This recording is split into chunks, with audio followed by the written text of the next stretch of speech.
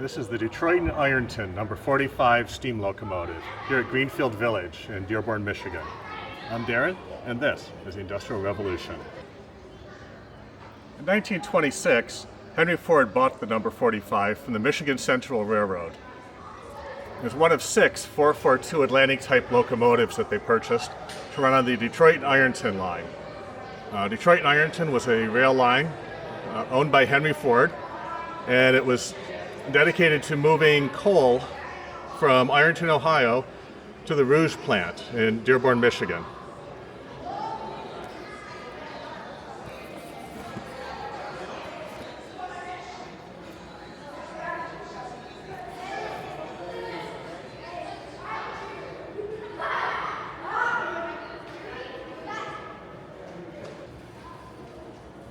So I really can't say much for his neighbors.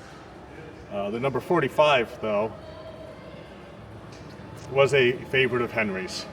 After it was purchased, he actually had it rebuilt over at the Rouge Auto plant in Dearborn, where it would eventually deliver coal.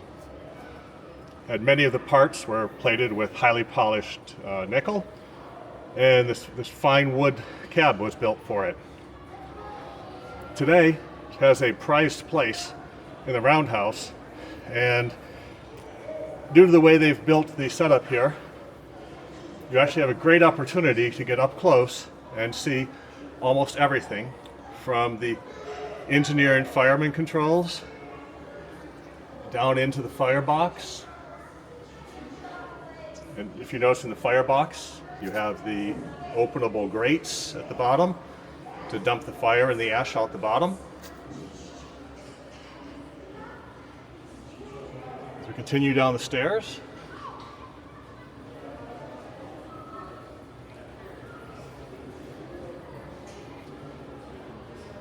follow along and walk along these giant wheels, connecting rods. You may notice something missing. We'll come back to those in a minute.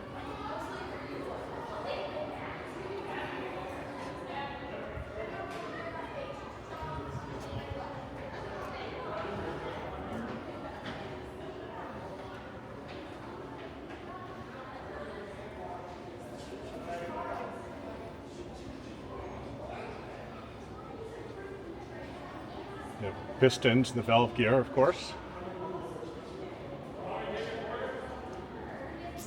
But where are all the rods that normally connect the valve gear and the brakes and everything else? We have to look a little bit harder on this one. Let's go for a bit more of a walk.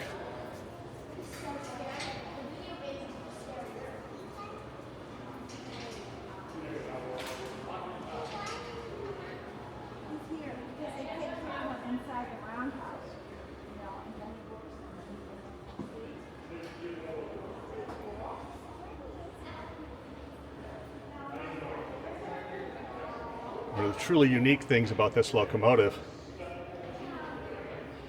is the view that you can get by actually walking directly underneath it. Probably the only place you'll ever have that opportunity.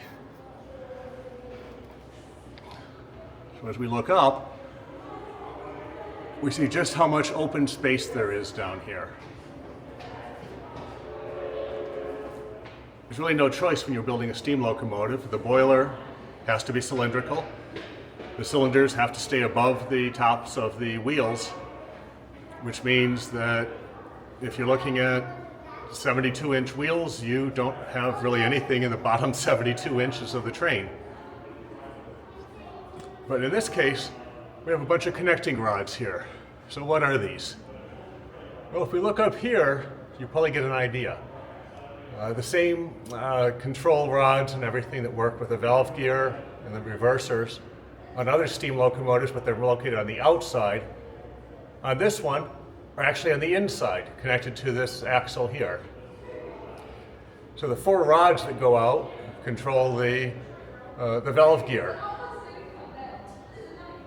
Well, what if we look down here?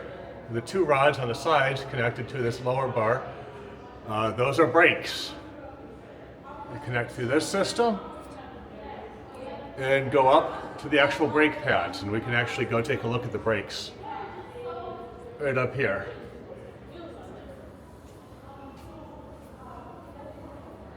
And here's our brakes.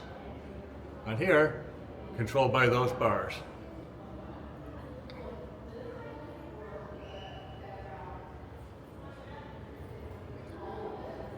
So on the lead wheels,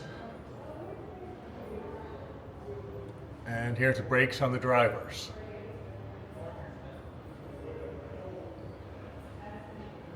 And as I said, the bottom 6 feet or so of this locomotive is mostly empty space.